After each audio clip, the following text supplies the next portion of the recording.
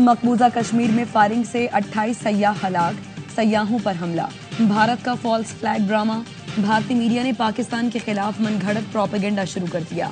वाक़े के बाद रॉ से जुड़े सोशल मीडिया अकाउंट्स पाकिस्तान के खिलाफ जहर उगलने लगे। मजहब कार्ड इस्तेमाल करते हुए गैर मुस्लिमों को निशाना बनाने का वावेला भी किया। किसी गैर मुल्की सरबराह के दौरे यहाँ मौके पर फॉल्स फ्लैग ऑपरेशन का ड्रामा रचाना भारत की रिवायत रही है। भारत ड्रामा रचाकर दुनिया की तवज्जो चिनार वादी में बेकाबू सिक्योरिटी हालात से हटाना चाहता है। सयाहों पर मुबैना हमला उस वक्त किया गया जब अमरीकी नायब सदर भारत का दौरा कर रहे हैं। इससे पहले भी मोदी हुकूमत अपनी नाकामियों पर पर्दा डालने और सियासी फायदा हासिल करने के लिए ऑपरेशन का ड्रामा रचाती रही है।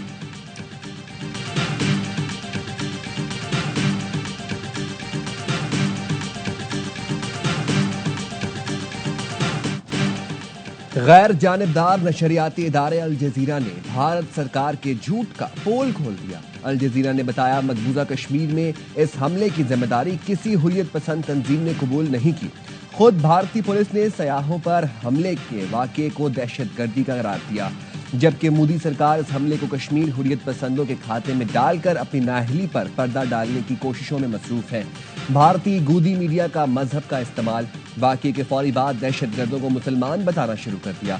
कांग्रेस रुकन शेख आमिर के मुताबिक भारतीय मीडिया कैसे दहशतगर्दों को मुसलमान कह सकता है? दहशतगर्द किसी और मजहब के भी हो सकते हैं। शेख आमिर के जवाब के बाद भारतीय मीडिया ने वाक़े को पाकिस्तान से जोड़ना शुरू कर दिया।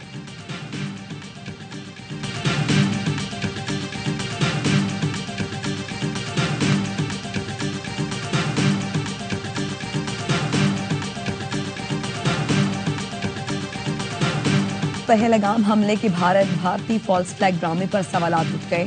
मोदी सरकार हमले में हलाक अफराद की लाशें क्यों नहीं दिखा रहा? हमले में मारे गए नाम नहाद दहशतगर्दों की लाशें कहाँ हैं? मोदी का गोदी मीडिया एक खातून की फोटोशॉप तस्वीर नशर कर रहा है। खातून की फोटोशॉप तस्वीर में एक मर्द लेटा हुआ नजर आ रहा है। खून कहाँ है? जिस वक्त हमला हुआ, रॉ से जुड़े सोशल मीडिया अकाउंट्स ने पाकिस्तान के खिलाफ प्रोपेगेंडा शुरू किया। हमलावर रॉ से जुड़े सोशल मीडिया प्रोपेगेंडे की टाइमिंग पर भी सवाल उठता है। इंतहाई महफूज सयाहती मकाम पर दिन दिहाड़े इतना बड़ा हमला कैसे हो गया? क्या भारत किसी भी बड़े आलमी रहनुमा के दौरे पर इस तरह के ड्रामे रचाता रहता है? भारत में जब भी कोई बड़ा इवेंट हो तो इस तरह का हमला क्यों हो जाता है? LOC से 400 किलोमीटर दूर पहलगाम में सरहद पार से दरअंदाजी कैसे हो गई? मकबूजा कश्मीर में 8 लाख काबिज भारतीय फौज नाम नहाद दरअंदाजों को ट्रेस क्यों न कर सकी?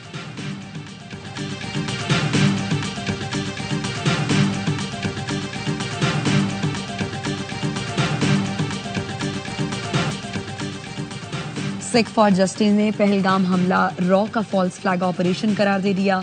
मुतासरीन के लिए $5 लाख इमदाद का ऐलान। गुरपतवंत सिंह पन्नू कहते हैं इस हमले की मंजूरी भारतीय मुशीर बराए कौमी सलामती अजित डोवल ने दी।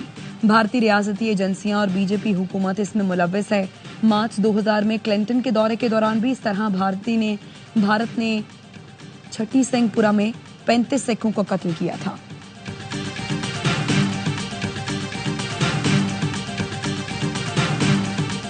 वजीर खजाना मोहम्मद औरंगजेब की अमरीका में अहम मुलाकातें। सऊदी फंड बराए तरक्की के सरबराह से N25 मंसूबे के लिए सरमायाकारी और सऊदी ऑयल सहूलत के तहत वाजिबुल अदा रकूम की फौरी अदायगी की दरखास्त। इदारा जाती सरमायाकारों से मुलाकात में पाकिस्तान की मौशी सूरत हाल, हालिया माली और मॉनिटरी पेशरफ्त से आगाह किया।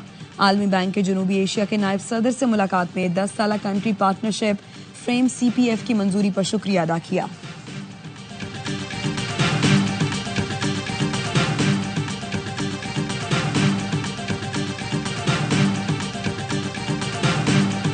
गवादर में मकरान कोस्टल हाईवे पर ट्रक और कार में तसादुम, 4 अफराद जान बहक 4 जख्मी हो गए।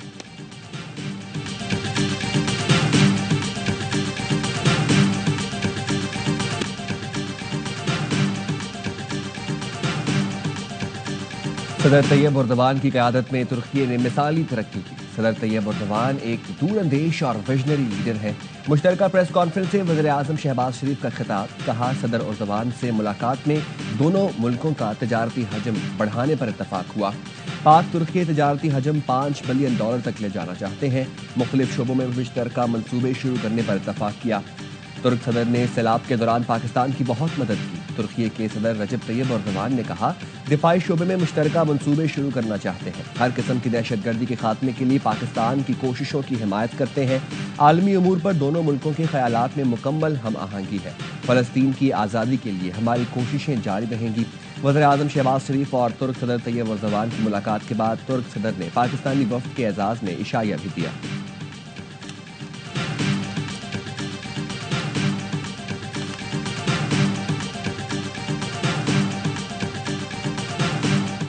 नहरों के मामले पर पीपल्स पार्टी का सेनेट से वॉकआउट। सेनेटर शरी रहमान ने कहा, पानी के मसले पर दीवार से लगाएंगे तो दमादम मस्त कलंदर तो होगा।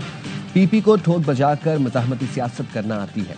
हुकूमत मामले पर संजीदा नहीं, हमारी बात नहीं सुनी जा रही। पानी जिंदगी मौत का मसला है, इसीलिए सेनेट से वॉकआउट किया। मसला हल करना है तो हुकूमत मुतनाज़ मंसूबा खत्म करने का ऐलान करे। कौमी मसले पर संजीदगी दिखाने की जरूरत है। इस वक्त पीने के लिए पानी दस्तयाब नहीं। हम मुल्क गिर पार्टी की हैसियत रखते हैं, पानी के मसले को मुसलसल उजागर कर रहे हैं।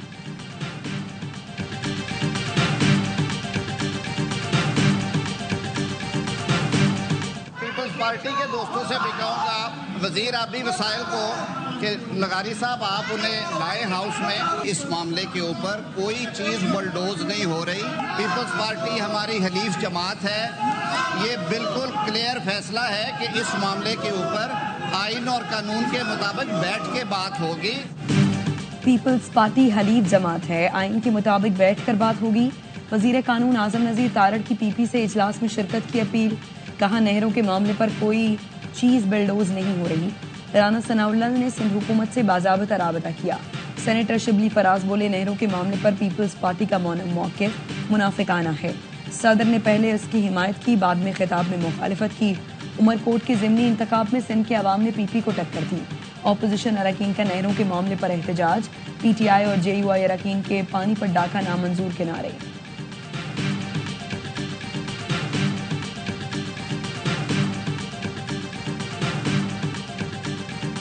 वज़ीर-ए-आज़म के मुशीर के सिंध के सियासी रहनुमाओं से राबते। राना सनाउल्लाह का अयाज लतीफ़ पिलेजो, ज़ैन शाह और राशिद महमूद सोमरो को टेलीफोन। वज़ीर-ए-आज़म शहबाज शरीफ की जानिब से नहरी मंसूबे पर बैठकर बात करने की दावत दी। राना सनाउल्लाह ने कहा, वज़ीर-ए-आज़म नहरी मंसूबे पर आपसे बात करना चाहते हैं। तर्जुमान जेयूआई के मुताबिक राशिद सोमरो ने कहा, सिंध की सियासी जमातों और वकला को भी एतमाद में लिया जाए। मुज़ाकरात से पहले कैनाल्स पर फौरी काम रोका जाए।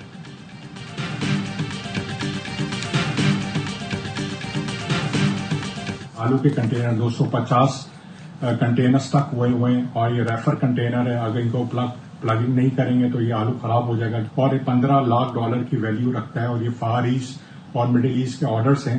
अगर हम टाइम पर डिलीवर नहीं करेंगे, ये ऑर्डर्स हमारे इंडिया और दूसरे मुल्कों की तरफ डाइवर्ट हो जाएंगे। सिंध के दाखिली रास्ते पर आलू के 250 कंटेनर्स फंस गए। फ्रूट एंड वेजिटेबल एक्सपोर्टर्स कहते हैं, कंटेनर्स बंदरगाह ना पहुंचे तो माल खराब होने का खदशा है। ऑर्डर्स मंसूख हुए तो एक्सपोर्टर्स के साथ किसानों को भी नुकसान होगा। कराची चैम्बर का सक्खर के करीब धरने से शाहरा की बंदिश पर तशवीश का इजहार। सदर कराची चैम्बर जावेद बलवानी कहते हैं, सामान की तरसील मुतासर है। मुल्क की तिजारत, बरामदात और साख को शदीद खतरात लाहक हैं। हुकूमत फौरी मसला हल करे। कराची से अंदरूनी सिंध और पंजाब में पेट्रोलियम मसनूआत की तरसीलात भी मुतासर। लाड़काना और सक्खर में 800 टैंकर्स फंसे हुए हैं। हुकूमत सड़कें खुलवाए। ऑयल कंपनीज एडवाइजरी काउंसिल ने चीफ सेक्रेटरी सिंध को खत लिख दिया।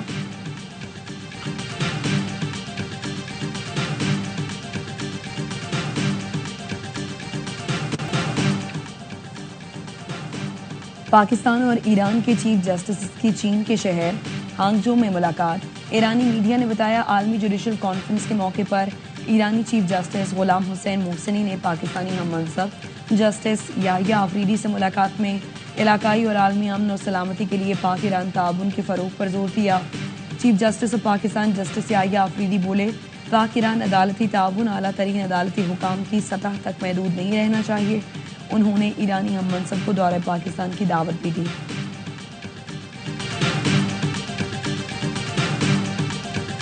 मेरी मीडिया के तौसत से भी क्वेटा के तमाम लोगों से दरख्वास्त है कि इंशाअल्लाह ताला आप अपने क्वेटा को ट्रांसफॉर्म होते हुए देखेंगे। बहुत खूबसूरत क्वेटा हम दोबारा बनाने के लिए जा रहे हैं, लेकिन उसके लिए हमें आपका ताउन चाहिए। बजट की तैयारी शुरू कर दी, कोयटा हमारी तरजीह होगी, कोयटा को फिर से खूबसूरत बनाने जा रहे हैं, वॉल चॉकिंग खत्म करेंगे। वज़ीर आला बलोचिस्तान सरफराज बुगटी कहते हैं कोयटा के लिए और भी काफी मंसूबे हैं। कोयटा एयरपोर्ट रोड का अंडरपास पाइपलाइन में है।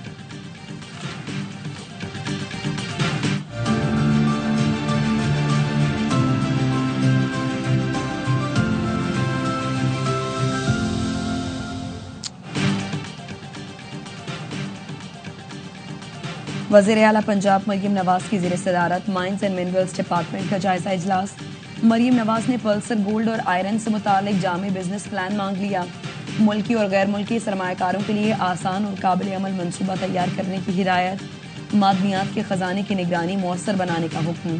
मरियम नवाज को ब्रीफिंग में बताया गया पल्सर गोल्ड प्रोजेक्ट से 33,000 किलो सोना हासिल किया जा सकता है। तो क्योंकि समझदारी औरतों से क्या इतना खौफ है? हम क्या अपने भाई से ना मिले, लेकिन हम कौन सा कोई चले जाएंगे वापस? हम इधर ही बैठे। अगर ये केस लॉयर्स नहीं मिलेंगे तो इमरान खान को उनके केसेस कैसे डिस्कस करें? बानी पीटीआई की बहनों को मुलाकात की इजाजत न मिली। सेक्रेटरी जनरल पीटीआई सलमान अकरम राजा को भी नाके पर रोक लिया गया। वकील फैसल चौधरी, फैसल मलिक और उस्मान गिल की बानी से मुलाकात कराई गई। अलीमा खानम का कहना था 1 माह से अपने भाई से नहीं मिले। सलमान अकरम राजा, सलमान सफदर, जहीर अब्बास हमारे केसेस देख रहे हैं। केस लड़ने वाले वकीलों को ही मिलने नहीं देंगे तो वो केस किससे डिस्कस करेंगे?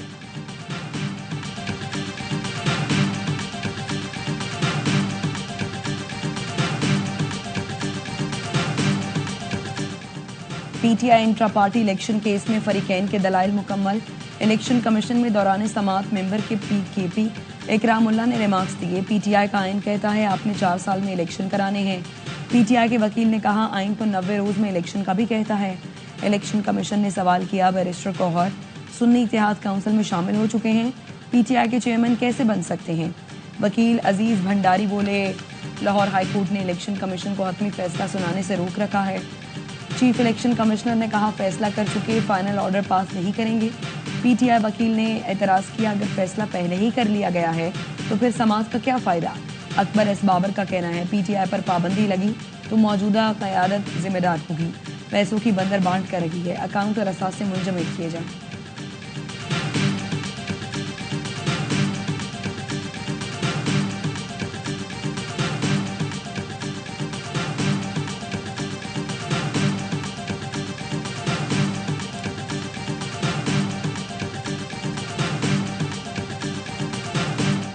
अमेरिकी काउंसिल जनरल स्कॉट अरबाम का हैदराबाद और जामशोरों का दौरा। इंग्लिश एक्सेस स्कॉलरशिप प्रोग्राम की ख़ितामी तकरीब में शिरकत। पाकिस्तान अमेरिका अलमनाई नेटवर्क के अरकान से मुलाकात। समाजी शोबों में कारकर्दगी को सराहा। स्कॉट अरबाम अलामा दाऊद पोता लाइब्रेरी में कायम लिंकन कॉर्नर के तलबा से भी मिले। मुल्तान में सुल्तान की किस्मत बदल गई। PSL 10 में पहली फतह दर्ज कर दी। होम ग्राउंड पर लाहौर कैलेंडर्स को 33 रन से हरा दिया। 229 रन ताकुब में कैलेंडर्स की टीम 195 रन बना सकी। सैम ब्लिंक्स 43, फखर जमान 32 रन के साथ नुमाया रहे। मुल्तान सुल्तान्स ने पहले खेलते हुए 228 रन स्कोर किए। यासिर खान ने 44 गेंदों पर 87 रन की शानदार इनिंग्स खेली। इफ्तिखार अहमद ने 40 और उस्मान खान ने 39 रन बनाए। शानदार बैटिंग पर यासिर खान मैच के बेहतरीन खिलाड़ी करार। आज मुल्तान सुल्तान्स और नाकाबिल शिकस्त इस्लामाबाद यूनाइटेड का मुकाबला होगा। इवेंट के तमाम मैचेस देखिए स्पोर्ट्स पर बराह रास्त।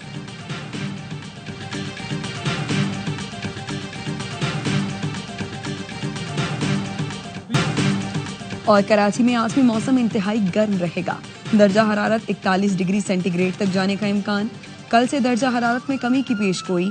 महकमे मौसमियात का कहना है शाम में समुद्री हवाएं मामूली, जबकि कल से मुकम्मल बहाल हो जाएंगी। नमी का तनासुब बढ़ने पर गर्मी ज्यादा महसूस की जा सकती है।